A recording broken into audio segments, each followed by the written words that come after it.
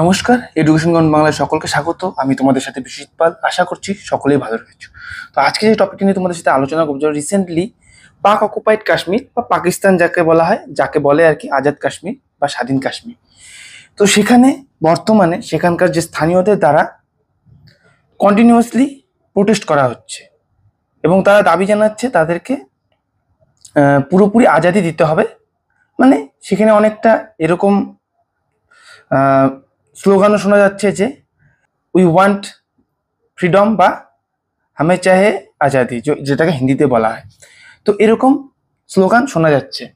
তো এখানে কিন্তু একটা বিষয় উঠে আসছে যে দেখো, পাকিস্তান যেটাকে আজাদ কাশ্মীর বলছে সেটা কিন্তু কন্ট্রোভার্সিয়াল, ঠিক আছে? সেটা কিন্তু কন্ট্রোভার্সিয়াল। সেটা পাকিস্তান জোরপূর্বক আমাদের ভারতের কাছ থেকে বলতে সেই সময় যেটা এটা প্রিন্সলি স্টেট ছিল, যখন ভারত এবং পাকিস্তান দুটো দেশ আলাদাভাবে স্বাধীন হয়, এবং সেটা কিন্তু জম্মু ও কাশ্মীর একটা সেপারেট স্টেট হিসাবে, প্রিন্সলি স্টেট হিসাবে সেখানে অবস্থান করছিল। এবং সেই সময় ব্রিটিশ সরকার কিন্তু সেই সেখানকার রাজা হরি সিংকে প্রস্তাবনা দেয় যে কোন দেশের হয়ে সে এন্ট্রি করবে, কিন্তু সেই সময় সেই রাজা কিন্তু পুরোপুরি স্বাধীন থাকার পক্ষেই ছিলেন, যে তাকে স্বাধীন দেশ হিসাবে থাকতে দেওয়া হোক, এরকমই তিনি চেয়েছিলেন। তো সেই অনুযায়ী তাকে সেইভাবেই থাকতে দেওয়া হয়েছিল। তো কিন্তু বর্তমানে সেই পাক অকুপাইড কাশ্মীরে থাকতে দেওয়ার পরেও কিন্তু অনেক বাক বিতণ্ডার পর একটা সিদ্ধান্তে তিনি এসেছিলেন। তো সেই ইনসিডেন্টটা কি হয়েছিল সেটাও আমরা এখানে জানবো, কেননা সেটাও জানা প্রয়োজন এই টপিকটাকে জানতে গেলে। এবং তার পরবর্তীতে কিভাবে পাকিস্তান এই পাক অকুপাইড কাশ্মীরকে পাকিস্তান অবৈধভাবে গ্রহণ করলো, এবং সেটা নিয়ে এখনো পর্যন্ত প্রতিনিয়ত ভারত এবং পাকিস্তানের মধ্যে যে সবসময় একটা ক্লেশ চলতে থাকে, তো সেটাই বলতে পারো আজকের টপিক। এবং পরবর্তীতে কি এর ফলে কি ভারতের রাস্তা খুলে যাচ্ছে যে পাক অকুপাইড কাশ্মীরকে ভারত নিয়ে নিতে পারবে, এবং কতটা সেটা কার্যকরী হবে, ভারত কিভাবে সেই স্টেপটাকে কার্যকরী করবে, সেটা নিয়ে আজকের এই ভিডিওতে আলোচনা করব। তো দেখো, প্রথমে কি বলেছে, protests invoke consequence of Pakistan's policy of systematic plundering of resources. মানে এখানে এই রিপোর্টে বলা হয়েছে যে সেখানকার যে রিসোর্স সেগুলোকে অবৈধভাবে লাগানো হচ্ছে কাজে, এবং সেখান থেকে কিন্তু সেখানকার স্থানীয়দেরকে বঞ্চিত করা হচ্ছে বিভিন্নভাবে, এবং আরো বিভিন্ন কারণে সেখানকার জনগণ কিন্তু বর্তমানে ক্ষুব্ধ। এবং সেখানে হাই ট্যাক্স, সেখানকার লোকালদের উপর হাই ট্যাক্স লাগানো হয়েছে, যেটা তাদের পক্ষে খুবই একটা বোঝা হয়ে দাঁড়াচ্ছে। সেখানে স্বাভাবিকভাবে সেরকম উন্নতি তারা দেখতে পাচ্ছে না ভারতের যে জম্মু কাশ্মীর আছে সে তার তুলনায়। তো তারা এই মুহূর্তে সেই ভারতের উন্নতি, ভারতের যে জম্মু কাশ্মীরের বর্তমানে উন্নয়ন দেখা দিচ্ছে, এবং সেখানের যে উন্নয়ন সেখানে কম্পেয়ার করলে তারা দেখছে যে সেখানে সরকার কিন্তু সেখানে উন্নয়ন খুব কম করছে, কিন্তু তাদের উপর যে অযাচিত যে ট্যাক্স কর তারা প্রচুর পরিমাণে লাগাচ্ছে, তার ফলে কিন্তু তাদের জীবন চলাও একটা দুষ্কর ব্যাপার হয়ে দাঁড়াচ্ছে। তো দেখো, এই যে পাক অকুপাইড কাশ্মীরের কথা আমি বলছি, তো সেটা দেখো এই ম্যাপে তোমরা দেখতে পারবে। তো এই ছিল জম্মু এবং কাশ্মীর। সেটা হচ্ছে ভারতের 1947 সালের প্রথম দিকে কিন্তু অন্তর্নিহিত হয়নি, মানে ভারতের ভেতরে প্রবেশ করেনি, কিন্তু পরবর্তীতে এই জম্মু এবং কাশ্মীর ভারতের অন্তর্ভুক্ত হয়। কিন্তু সেখানেও কিন্তু একটা বিতর্কিত স্থান রয়ে যায়। সেটা কি, এই দেখো আমরা কিন্তু সমস্তটাই ভারতের ম্যাপে শো করি, অবশ্যই এটা ভারতেরই সমস্তটা অংশ রয়েছে, এই অংশটা, ঠিক আছে? এই অংশটা পুরোটাই আমাদের ভারতেরই এখনো পর্যন্ত। কিন্তু সেখানে পাকিস্তান কিন্তু সেই সময় একটা বেআইনিভাবে তারা কিছু সংখ্যক জমি তারা দখল করে নিচ্ছে, কিছু অংশ আবার চীনকেও গিফট করে দেয়। তো বুঝতে পারছো, এই হচ্ছে ব্যাপার। এবং চীনও কিছু দখল করে রেখেছে বেআইনিভাবে, আকসাই চীন। সেখানে পাকিস্তান অকুপাই করে রেখেছে এই স্থানটুকু, যেটাকে ভারতের পক্ষ থেকে পাক অকুপাইড কাশ্মীর বলা। এবং পাকিস্তান যেহেতু আন্তর্জাতিক লেভেলে তারা সেটাকে নিজেদের স্থান বলে বৈধভাবে ঘোষণা করতে পারে না, তার জন্য সেটাকে তারা কিন্তু সবসময় আজাদ কাশ্মীর বলেই সবসময় বলে থাকে, সমস্ত ভাষণেও বলে থাকে, সমস্ত তাদের স্পিচে এরকমই বলে থাকে যে আজাদ কাশ্মীর, আজাদ কাশ্মীর। তো সেখানেও কিন্তু তারা আলাদাভাবে প্রাইম মিনিস্টার নিয়োগ করেছে, যদিও সেটা প্রাইম মিনিস্টার লোক দেখানো প্রাইম মিনিস্টার, সমস্তটাই পাকিস্তানের মেন সরকারের দ্বারাই চালিত হয়। অবশ্যই সেখানে সরকারেরও সেরকম ভূমিকা থাকে না, সেখানে আর্মির বিশেষ ভূমিকা সেখানে পালন করে আর্মি। কোন সরকার সেখানে বিল্ড হবে, কোন সরকার সেই দেশকে চালাবে, সেটা কিন্তু আর্মির উপরেই পুরোপুরি ডিপেন্ডেন্ট হয়ে পড়ে অনেক সময়। ঠিক আছে, সরকার আর্মির ইচ্ছেতেই সরকার গঠন হচ্ছে, আবার আর্মির ইচ্ছেতে আবার সরকারকে ভেঙেও ফেলছে, অনেক সময় এরকম দেখা যাচ্ছে। তো এখানে যে পাক অকুপাইড কাশ্মীর, সেখানে বর্তমানে আন্দোলন চলছে। তো সেখানে আমরা ইতিহাসটা জেনে নিই যে কিভাবে তারা এই অংশটাকে দখল করে নিয়েছিল। ঠিক আছে, এই জম্মু কাশ্মীর রাজ্য, এই জম্মু কাশ্মীর পুরোটাই ছিল কিন্তু জম্মু কাশ্মীর। আর এখানে রাজা ছিলেন হরি সিং। ঠিক আছে, হরি সিং ছিলেন এখানকার রাজা। তিনি হিন্দু হলেও সেখানকার বেশিরভাগ তাদের প্রজা ছিল কি মুসলিম। আর সেই সময় 1947 সালে যখন ভারত স্বাধীন হয় এবং পাকিস্তানও স্বাধীন হয়, সেই সময় কিন্তু ব্রিটিশ সরকারের পক্ষ থেকে ব্রিটিশরা বলেছিল, তাদেরকে প্রস্তাব দিয়েছিল যে তারা কোন দেশের অন্তর্গত হবে সেটা জানাতে, কিন্তু তারা কিন্তু পুরোপুরিভাবে সেটার উপর অনিচ্ছা প্রকাশ করে। ঠিক আছে, সেটার উপর অনিচ্ছা প্রকাশ করেছে, তারা কোনো দেশেই যাবে না। তো সেই মতো তাদেরকে স্বাধীন মর্যাদা দেওয়া হয়, স্বাধীন দেশের মর্যাদা দেওয়া হয়। তো তার পরবর্তী সময়ে 1948 সালে এই অঞ্চলের যে কৃষকরা, তাদের উপরে এই হরি সিং সেখানকার রাজা হলে, প্রিন্সেস স্টেট হলে পরে তার উপরে কিন্তু সেখানকার সাধারণ লোকের ক্ষোভ ছিল। কারণ তাদের উপর, সেখানকার সাধারণ লোকেদের উপর, সাধারণ যে চাষিরা ছিলেন তাদের উপর শাস্তিমূলক কর আরোপিত হয়েছিল। হয়তো যেখানে এমন পরিমাণ কর প্রয়োগ করা হতো, সেখানে সাধারণ লোকদের পক্ষে সেই করকে দেওয়া অসম্ভব হয়ে পড়ছিল।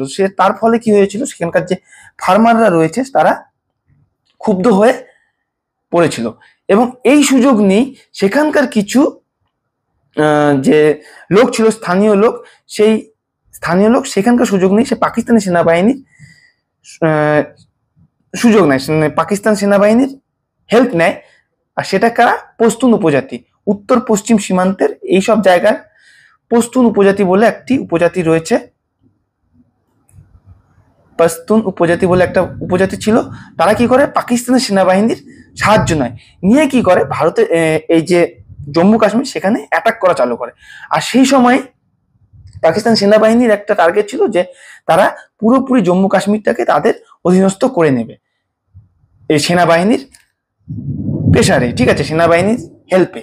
তো সেই মুহূর্তে সেখানকার যে রাজা ছিলেন হরি সিং, তিনি কিন্তু তার যেহেতু সেনাবাহিনী ছিল, তারও নিজের সেনাবাহিনী ছিল, যেহেতু তিনি একটি রাজ্য চালাচ্ছিলেন, তো তার সেনাবাহিনী যে ছিল তারাও কিন্তু সেই পাকিস্তানি সেনাবাহিনীর সম্মুখীন হলে তাদেরকে আটকাতে ব্যর্থ হয় এবং তারা সেই জম্মু কাশ্মীরের ভেতরে ঢুকতে সমর্থ হয়। পরবর্তীতে যখন হরি সিং বুঝতে পারে যে তাদেরকে আটকানো অসম্ভব হয়ে পড়ছে, তখন তারা ভারত সরকারের সম্মুখীন হয়। এবং সেখানে ভারত সরকারের সম্মুখীন হলে ভারত সরকার কি করে, যে তাদেরকে শর্ত দেয় যে হ্যাঁ, আমরা আপনাদেরকে সাহায্য করব, তবে আপনাদেরকে চুক্তিতে স্বাক্ষর করতে হবে। কি চুক্তি? সেটা সরকারকে যে অধিভুক্তির দলিল, মানে ভারতের অধীনস্থ হতে হবে, তাহলেই তারা আমাদের ভারতের সেনাকে পাঠাবে। তো সেই সময় তারা কিন্তু অলরেডি মুজাফফরাবাদ যে রয়েছে, মুজাফফরাবাদ, তারপরে বারামুল্লা, এর বিশাল সংখ্যক অংশ কিন্তু অলরেডি পাকিস্তানের সেনারা অকুপাই করে নিয়েছিল।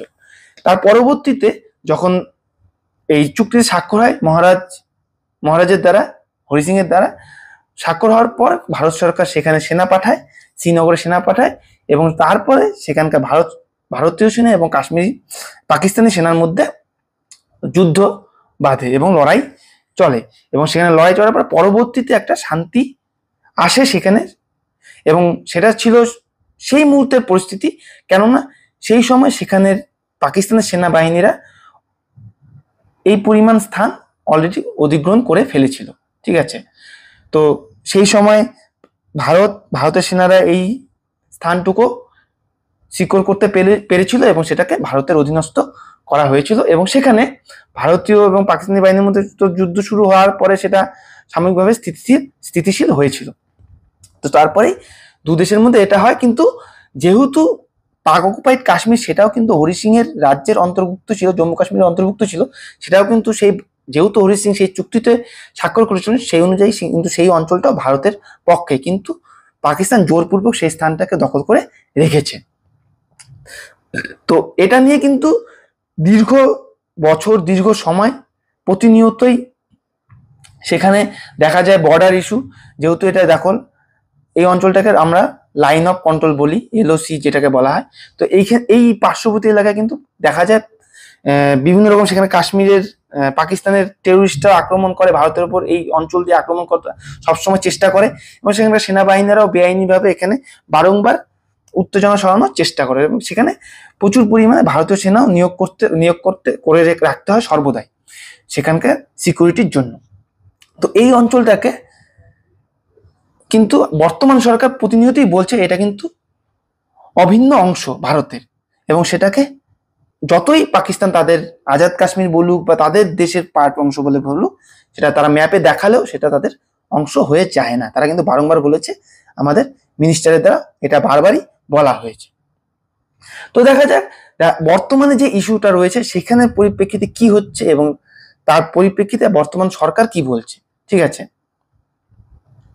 তো ওখানে দেখো 17ই মে ভারতে ওখানে যে পাকিস্তান অকুপাইড কাশ্মীর রয়েছে সেখানে যে আন্দোলন হচ্ছে, সেখানকার উইটনেস হিসাবে বিভিন্ন অংশের উইটনেস হিসাবে 17ই মে ভারত রয়েছে, সাক্ষী রয়েছে।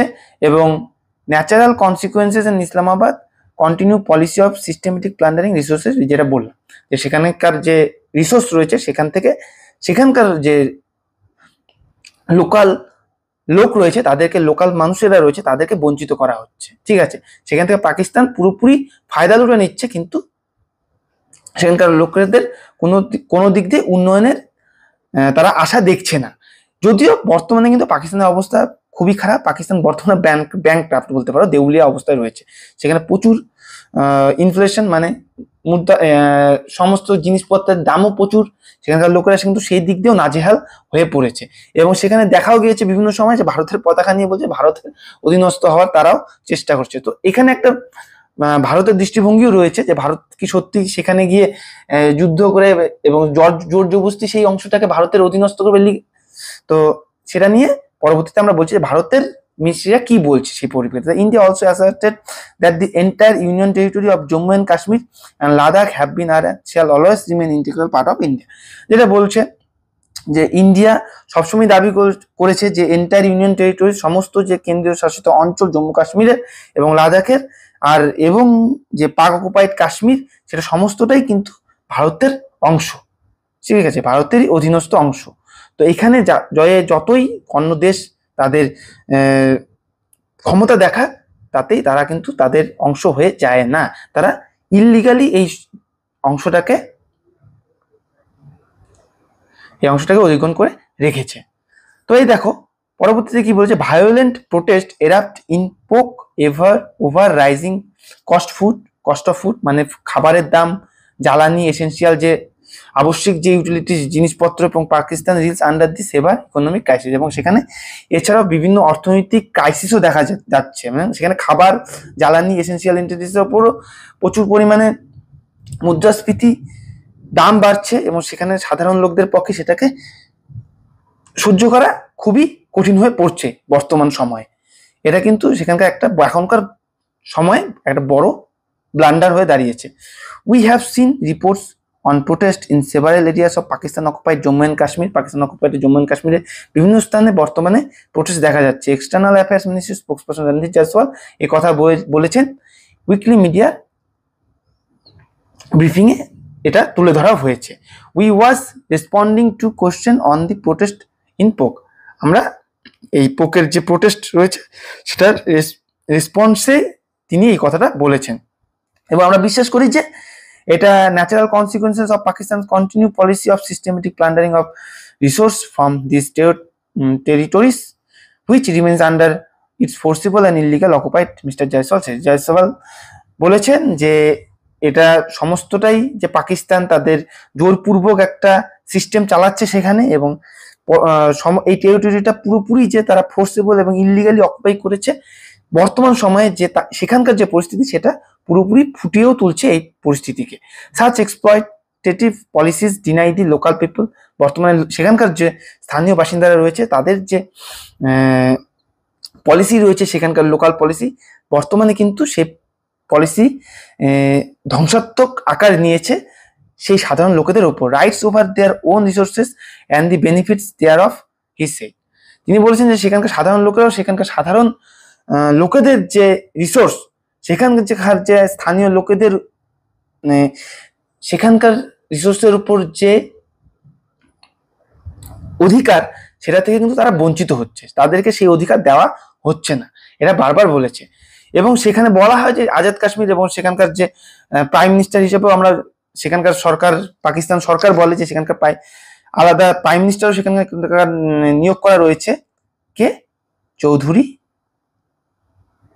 আনওয়ার উল হক। তাকে কিন্তু সেখানকার যে পাক অকুপাইড কাশ্মীর রয়েছে সেখানকার গভর্নমেন্টের পিএম বলা হয়। আর পাকিস্তানের এখন বর্তমান পিএম হচ্ছে শাহবাজ শরীফ। তো এটা দেখালেও তারা কিন্তু পুরোপুরি পাকিস্তান মেন যে গভর্নমেন্ট তার দ্বারাই কিন্তু সবসময় শাসিত হচ্ছে এবং সেখানকার স্থানীয় রিসোর্সের দ্বারাও বঞ্চিত হচ্ছে। এখানে দেখো আরো বলেছে, we reiterate that the entire union territories of Jammu and Kashmir and Ladakh have been are shall always remain integral part of India here. এটা বারবারই বলছে তারা, তাদের প্রত্যেক আমাদের ভারতের সরকারের প্রত্যেক যে মিনিস্টার রয়েছে তাদের বক্তব্য কিন্তু এটা উঠে আসছে। বিশেষ করে অমিত শাহ কিন্তু সবসময় বলে যে কাশ্মীরকে সে কোনোভাবেই হাতছাড়া হতে দেবে না। যদিও লড়াই করে ভারত কখনোই কোনো দেশের উপর আক্রমণ করেনি স্বেচ্ছায়, অবশ্যই সেই দেশের পক্ষ থেকে যদি কোনো সময় অ্যাটাক আসে তবেই ভারত তার প্রতিবাদ করে। যেখানে তোমরা দেখতে পেরেছো এর পূর্বেও 1971 সালে যখন বাংলাদেশ গঠন করে পাকিস্তান, পূর্ব পাকিস্তান হিসেবে বাংলাদেশ পাকিস্তানের একটি পার্ট ছিল, তো সেখানে পাকিস্তান ভাষার ভিত্তিতে সেই সময় সেখানকার লড়াই বাঁধে এবং সেখানে সাধারণ লোক, প্রচুর পরিমাণ সাধারণ লোককে হত্যা করা হয় পাকিস্তানি সেনার দ্বারা। এবং সেই সময় কিন্তু সেখানে বাংলাদেশের যে সেখানকার যে মুক্তিযোদ্ধারা ছিল তারা কিন্তু ভারত সরকারের হেল্প চেয়েছিল, তো সেই মুহূর্তে কিন্তু ভারত সরকার হেল্প করেছিল এবং আলাদা দেশ বাংলাদেশ গঠন করেছিল। ভারত কখনোই নিজে থেকে কোনো দেশকে আক্রমণ করে না এবং সেখানে কিন্তু পাকিস্তানেরও উস্কানিমূলক ছিল এবং পাকিস্তান ভারতের বিভিন্ন রকম এয়ারবেসে আক্রমণও করেছিল সেই সময়। তো 2 days ago, 2 দিন আগে external affair minister S Jaishankar asserted that Pakistan occupied Kashmir was in will always be part of India. যে পাকিস্তান অকুপাইড কাশ্মীর যে আছে সেটা সবসময় ভারতেরই অংশ। ঠিক আছে, আমাদের যে ফরেন মিনিস্ট্রি বলেছে এস জয়শঙ্কর এই কথাটা। I have no doubt in my own mind that someone living in POK is comparing their situation with someone actually living in Jammu and Kashmir, saying that now is it that people today are actually progressing there. তো তিনি আরো বলেছেন যে সেখানকার যে সাধারণ লোক রয়েছে এবং আমাদের যে জম্মু কাশ্মীরের যে লোক রয়েছে তারা কিন্তু কম্পেয়ার করে তারা বুঝতে পারছে, সেখানকার লোকেরা বুঝতে পারছে যে ভারত কতটা এগিয়ে গেছে এবং তারা এখনো কতটা উন্নয়নের দিক দিয়ে তাদের বর্তমান পরিস্থিতিতে পিছিয়ে রয়েছে। তো এই দিকটা, এই ব্যবস্থাটা তারা যখন বুঝতে পারবে, এই সিচুয়েশনটা যখন তারা বুঝতে পারবে তখন কিন্তু অটোমেটিক্যালি তারা ভারতের পক্ষে আসার দাবি করবে এবং ভারতের পক্ষে আসার চেষ্টা করবে এবং সেই সময় যখন তারা দাবি করবে তখনই ভারত সেখানকার প্রসেস চালাতে পারবে। এবং সেই সময় হয়তো বা কি করবে, যখন তারা এরকম চাবে যে ভারতের কাছে ভারতের দেশের অন্তর্ভুক্ত হতে, সেখানকার যে পাকিস্তানের সেনারা তাদের উপর অ্যাটাক করার চেষ্টা করবে এবং সেই সময় কিন্তু ভারতের যদি সহযোগিতা তারা চায় ভারত তখনই সহযোগিতা করবে। এরকম কিন্তু একটা, যেহেতু বাংলাদেশে যেরকম বাংলাদেশ যেভাবে গঠন করা হয়েছিল অনেকটা এরকম সিনারিও হতে পারে পরবর্তীতে। এরকম কিন্তু ভারতের যে মিনিস্টার রয়েছে তাদের পক্ষ থেকে বলা হচ্ছে যে এটা অটোমেটিক্যালি ভারতের হাতে চলে আসতে পারে সেখানকার লোকেদের যে বর্তমান প্রোটেস্ট রয়েছে তার ভিত্তিতে। এই মাসের প্রথমেই ডিফেন্স মিনিস্টার রাজনাথ সিং বলেছেন যে India will never give up its claim of PoK but it won't have to capture it with force because its people on their own would want to be part of India's after seeing the development of Kashmir. তো যেটা বললাম, রাজনাথ সিং এটাই বলেছে যে আমাদের ভারতের সেনার পক্ষ থেকে, ভারতের সরকারের পক্ষ থেকে কোনো সময় সেটা ফোর্সফুলি গ্রহণ করা নেওয়া হবে না, ফোর্সফুলি নেওয়ার চেষ্টা করা হবে না, কারণ সেটা যখন হবে সেটা সেখানকার স্বাধীন লোকাল যে লোকেরা রয়েছে তাদের প্রোটেস্টের ভিত্তিতেই, তাদের সদিচ্ছার ভিত্তিতেই অটোমেটিক্যালি ভারতের অন্তর্ভুক্ত হয়ে যাবে সেই পাক অকুপাইড কাশ্মীর। তো বর্তমান যে পরিস্থিতি রয়েছে সেটা কিন্তু খুবই উপযুক্ত সময়ে, এবং এটা কিন্তু দিন যাবে আরো বাড়তে থাকবে। সেখানকার যেহেতু পাকিস্তানের যে বর্তমান সরকার রয়েছে তাদের কিন্তু অবস্থা খুবই খারাপ বর্তমানে, ঠিক আছে, বর্তমানে খুবই খারাপ রয়েছে সেখানকার পাকিস্তানের বর্তমান সরকারের অবস্থা। তো সেই দিকে বিচার করে বোঝা যাচ্ছে যে পরবর্তীতে এটা হতে পারে। I think India will not have to do anything. আমি মনে করি, রাজনাথ সিং বলছে যে আমি মনে করি আমাদের কোনো কিছুই করতে হবে না, ভারতের কোনো কিছুই করতে হবে না। দি গ্রাউন্ড সিচুয়েশন, বর্তমানে যে গ্রাউন্ড সিচুয়েশন রয়েছে জম্মু অ্যান্ড কাশ্মীরের, বর্তমান যে পরিবর্তিত সিচুয়েশন রয়েছে, the way reason is witness economic progress, এবং বর্তমানে যে ভারতের ইকোনমিক প্রোগ্রেস রয়েছে এবং সেখানকার যে ইকোনমিক প্রোগ্রেস রয়েছে সেটা কম্পেয়ার করলে সেখানকার লোকেরা অটোমেটিক্যালি বুঝতে পারবে। অ্যান্ড পিস হ্যাজ রিটার্ন দেয়ার, এবং আমাদের যে জম্মু অ্যান্ড কাশ্মীরে রয়েছে সেখানে শান্তি পৌঁছে গেছে। I think demand will emerge from people of PoK that they would march with India, এবং সেখানকার যে লোকেরা রয়েছে পাক অকুপাইড কাশ্মীরে তারাও সেটা বুঝতে পারবে এবং ভারতে আসার দাবি করবে। দেখো, এটা শোনার পরে অনেকে বলতে পারবে হ্যাঁ লাদাখে তো সোনাম ওয়াংচু দাবি করছে, সেখানে সরকার কথা শুনছে না। এটা ভারতের ভেতরকার ব্যাপার, যে সোনাম ওয়াংচুর কখনোই সরকারের কিন্তু বিরুদ্ধে নয়। হ্যাঁ, সরকারের উচিত অবশ্যই সেখানে গিয়ে সোনাম ওয়াংচুকের সাথে কথোপকথন করা। সে তাদের যে লোকাল বডি রয়েছে, লোকাল গঠন করেছে, সেখানে স্টেটের ক্ষমতা তারা চাচ্ছে, সেটা নিয়ে আলোচনা করার প্রয়োজন। এবং অবশ্যই সরকারের প্রয়োজন সাস্টেনেবল ডেভেলপমেন্ট করা, সেখানকার যে প্রকৃতি রয়েছে তাকে কোনো রকম ভাবে হার্ম না করা। তবে কি ইন্ডাস্ট্রিয়াল রেভলিউশন আনতে গেলে সেই সব স্থানে সেখানে একটু কিন্তু প্রকৃতির দিকে আঘাত আসবে, এটাও আবার সেখানকার লোকাল লোকেদের বুঝতে হবে, ঠিক আছে। তো এইভাবে কি হবে, দু পক্ষের কথোপকথনের মাধ্যমে একটা সলিউশন আসতে পারে। তো সেটা কিন্তু এই বিষয়ের মধ্যে আনাটা কোনোভাবেই যুক্তিপূর্ণ নয়, যেহেতু এটা আরেকটি দেশের ব্যাপার। আমাদের পাক অকুপাইড, আমাদের যে কাশ্মীরেরই একটা অংশ পাকিস্তান গ্রহণ করে নিচ্ছে, সেটাকে নিয়ে আসার একটা প্রসেস আগামীতে হতে চলেছে, এবং সেখানকার লোকাল লোকেদের দ্বারাই সেটা হতে চলেছে। ভারতের সরকারের বর্তমান এটাই ধারণা, এবং সেটা হবেও মনে হচ্ছে। We will not have to use force take PoK as people would say that must be merged in India. Such demands are now coming, এবং বর্তমানে কিন্তু এই ডিমান্ড সেখানকার স্থানীয় লোকেদের দ্বারা এসেই পড়েছে যে তারা ভারতের অন্তর্ভুক্ত হতে চায়, তারা পাকিস্তানের অন্তর্ভুক্ত হতে চায় না। কারণ পাকিস্তানের হাই ট্যাক্স, সেখানকার জিনিসের দাম বর্তমানে প্রচুর পরিমাণ বেড়ে গেছে, তার ফলে তাদের জীবন অতিবাহিত খুবই কঠিন হয়ে দাঁড়িয়েছে।